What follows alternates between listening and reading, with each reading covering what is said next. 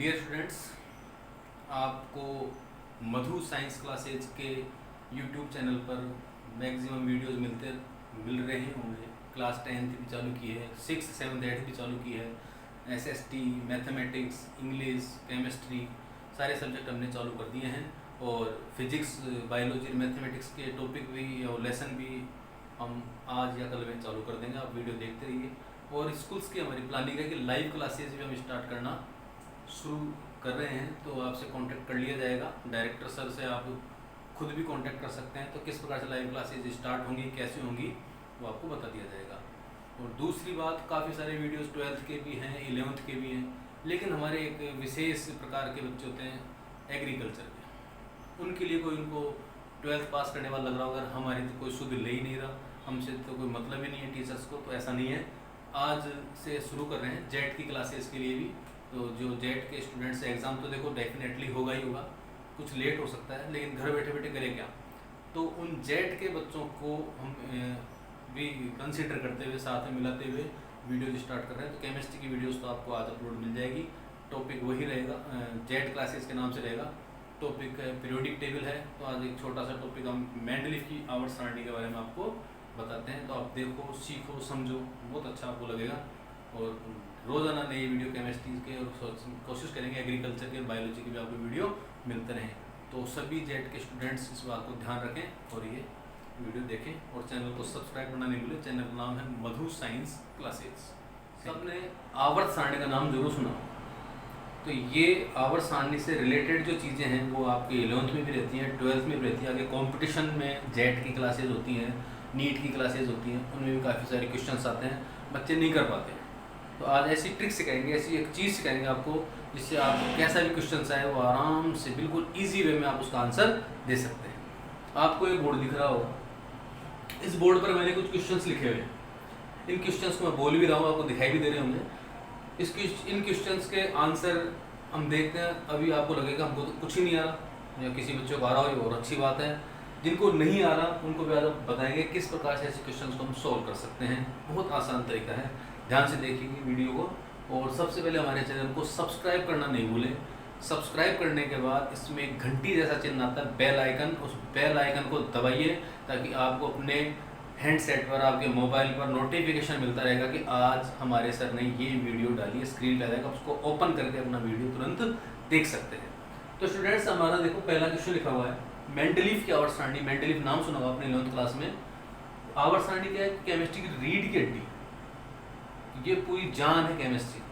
तो छोटी सी एक बात देखते हैं, जैसे मेंडलीफ की सारणी में 8वें वर्ग में कुल कितने तत्व रखे गए हैं। अब इसके लिए आपको पीरियोडिक टेबल देखनी पड़ेगी, या किसी को याद होगा तो आंसर दे सकता है। अचानक आपसे ऐसा क्वेश्चन पूछे तो हो सकता है आप नहीं आंसर दे पाए। दूसरा, बी उपवर्ग में रखा गया प्रथम तत्व कौन सा है? 4 ऑप्शन दिए हुए हों तो उसमें आपको टिक लगाना पड़ता है जेट के एग्जाम में, नीट के एग्जाम में। लैंथेनॉइड तत्व किस वर्ग से संबंधित है? मेंडलीफ ने किन किन तत्वों के परमाणु भार गलत बताए? स्कैंडियम Sc किस वर्ग तथा किस आवर्त से संबंधित है? ये डायरेक्ट ऐसे क्वेश्चन आ जाते हैं तो बड़ी प्रॉब्लम आती है, सोच में पड़ जाते हैं क्या आंसर होगा, कैसे होगा। और एग्जामिनेशन जो होती है, एग्जाम्स में हम उसको थोड़ा रॉन्ग भी कर देते हैं कभी कभी। तो ये रॉन्ग नहीं हो हमारा, बिल्कुल सही हम इसको आंसर दे सके। तो इसके लिए हमारे सामने मेंडलीफ की आवर्त सारणी का पूरा परफॉर्मा बना होना चाहिए। अभी ऐसे डायरेक्ट क्वेश्चन कोई भी नहीं दे पाता, क्वेश्चंस के आंसर कोई भी नहीं दे सकता। तो आज हम बताएंगे ये क्वेश्चंस आप नोट कर सकते हैं, वैसे वीडियो में रहेंगे आपको। अभी हो सकता है आपका एक भी क्वेश्चन का आंसर नहीं आ रहा है, ये तो मैंने 5 ही क्वेश्चन लिखे हैं, ऐसे मतलब 10, 20, 25 कई खूब क्वेश्चन हो सकते हैं पीरियोडिक टेबल से, आवर्त सारणी से। तो ऐसे क्वेश्चन जब बनते हैं कि आंसर हम किस प्रकार दें, कैसे दें, कैसे सही हो, सर हमारा आंसर एक्यूरेट सही होना चाहिए, उसका हम तरीका सीखेंगे। तो ये आप देख रहे हैं, क्वेश्चन को नोट कर सकते हैं। अभी हो सकता है आपको इनका आंसर नहीं आ रहे हो, लेकिन जस्ट अभी 5 मिनट बाद आपको इनको सभी आंसर आना शुरू हो जाएंगे। तो इसके लिए मैं आपके बोर्ड पर मेंडलीफ की जो पीरियोडिक टेबल है वो आपको बना रहा हूँ। आप बनाना बिल्कुल सीख जाएंगे उसको, और बनाना सीखने के बाद तुरंत आप उसको नोट डाउन कर सकते हैं। बार बार उसको बनाओ, प्रैक्टिस में आ जाएगी। 2 से 3 मिनट लगती है, कोई भी एग्जाम हो, आप कॉपी के पीछे रफ वर्क में सारणी को बना लो। सारणी बनाने के बाद हम ऐसे क्वेश्चन के आंसर इजीली दे सकते हैं।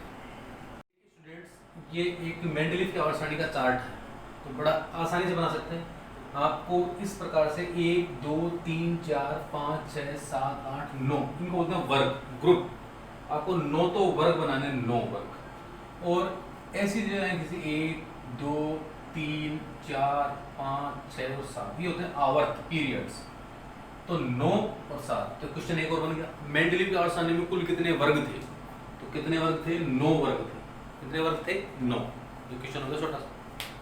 वर्गों के नाम आपको रोमन संख्या में देना, रोमन वर्ड्स में, क्योंकि मेंडलीव ने जो सारणी बनाई थी उसमें जो वर्गों के नाम दिए थे वो रोमन संख्या में दिए थे। प्रथम वर्ग, द्वितीय वर्ग, तृतीय, चतुर्थ, पांचवां वर्ग, छठा वर्ग, सातवां वर्ग, आठवां वर्ग। 9वें वर्ग का नाम था 0 वर्ग, शून्य वर्ग। ये भी क्वेश्चन बन गया कि 9वें वर्ग को कौन सा वर्ग कहते हैं? शून्य वर्ग कहते हैं। ये छोटे छोटे क्वेश्चन बनते जा रहे हैं साथ के साथ। ये हो गया आवर्त, 7 आवर्त। इस आवर्त को हमने ग्रीक वर्ड्स में लिखा है।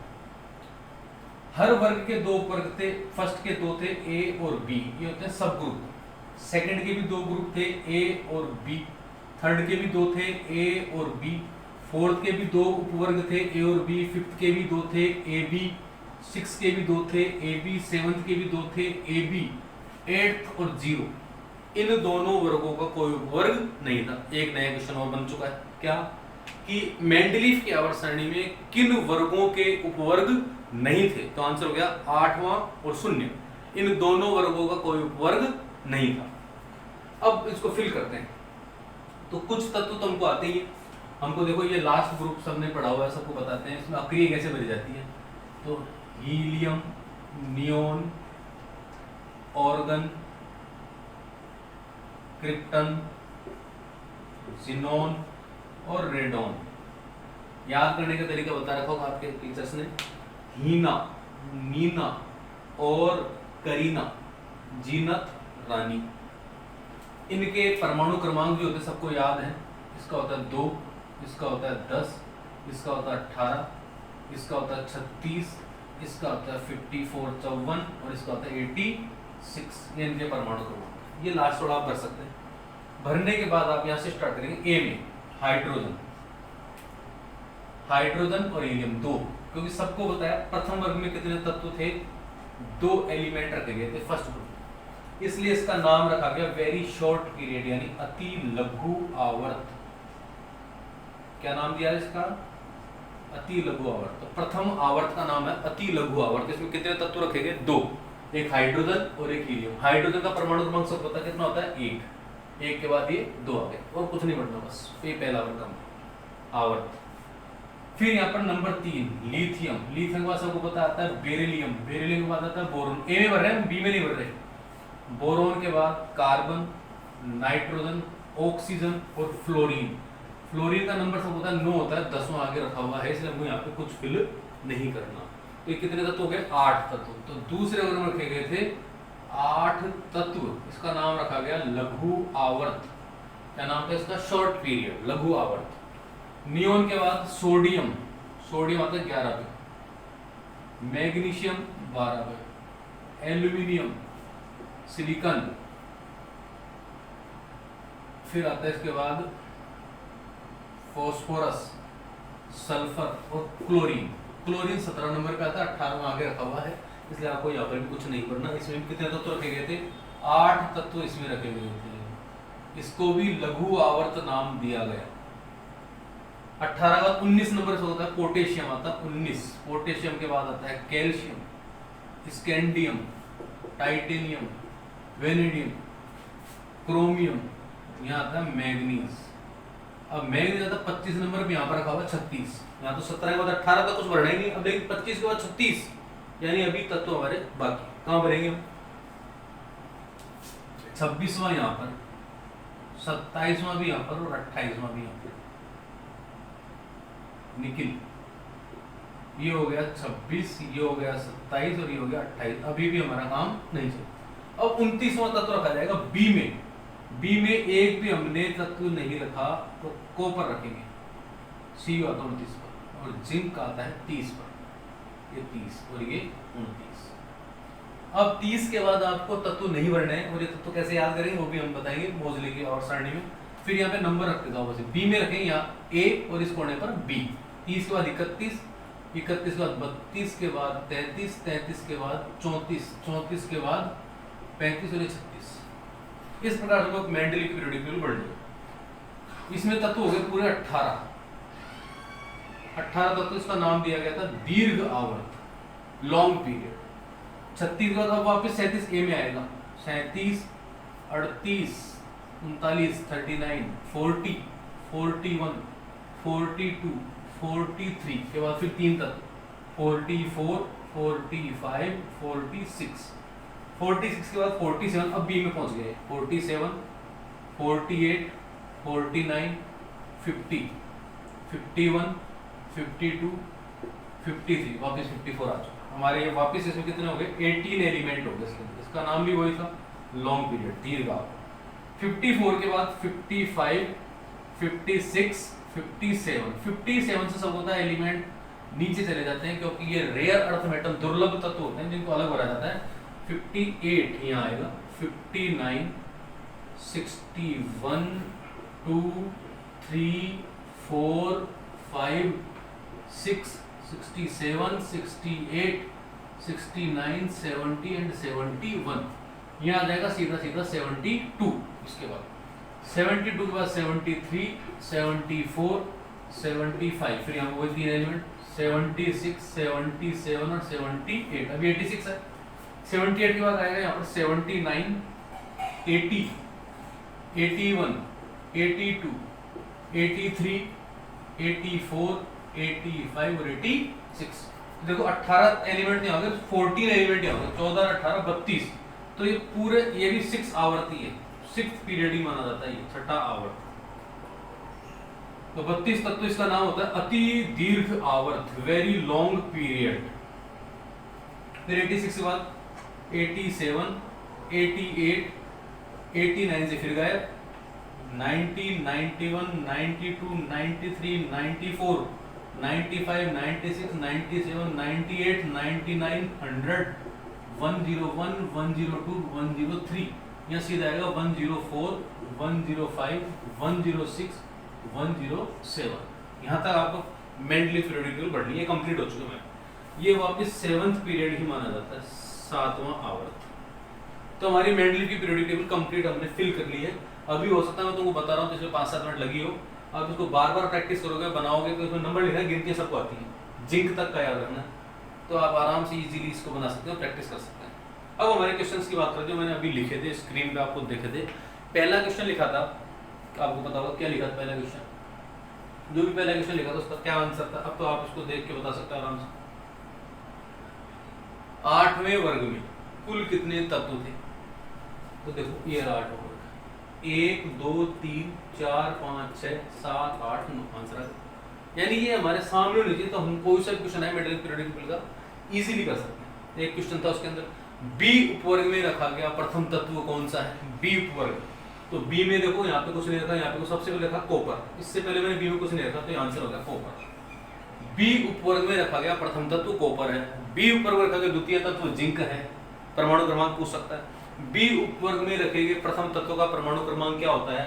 29 होता है। सामने क्वेश्चन, एक क्वेश्चन पूछा गया था, 5वां क्वेश्चन था, स्कैंडियम किस वर्ग और किस आवर्त का तत्व है?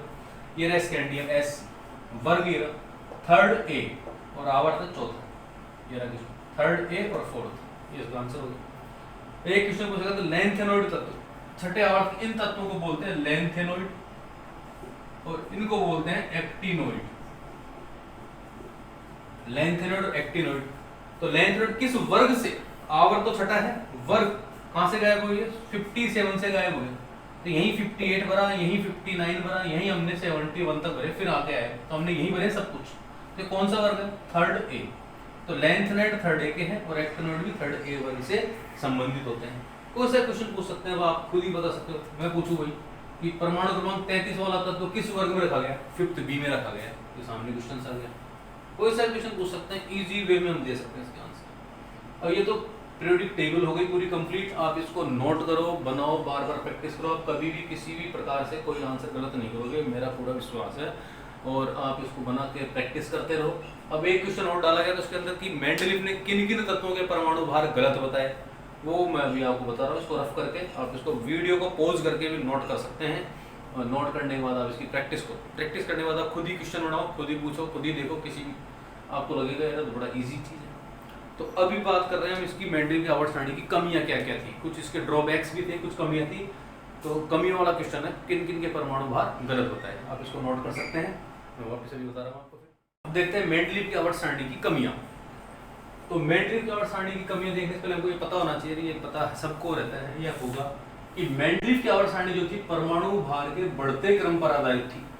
यानी जब इसने अगला तत्व लिखा तो उसका परमाणु भार जो वो ज्यादा था। जैसे हाइड्रोजन के बाद लिखा इसने हीलियम, जिसका परमाणु भार 1, इसका परमाणु भार 4, यानी अगला जो एलिमेंट लिखेगा उसका परमाणु भार ज्यादा, यानी बढ़ता हुआ क्रम होना चाहिए था।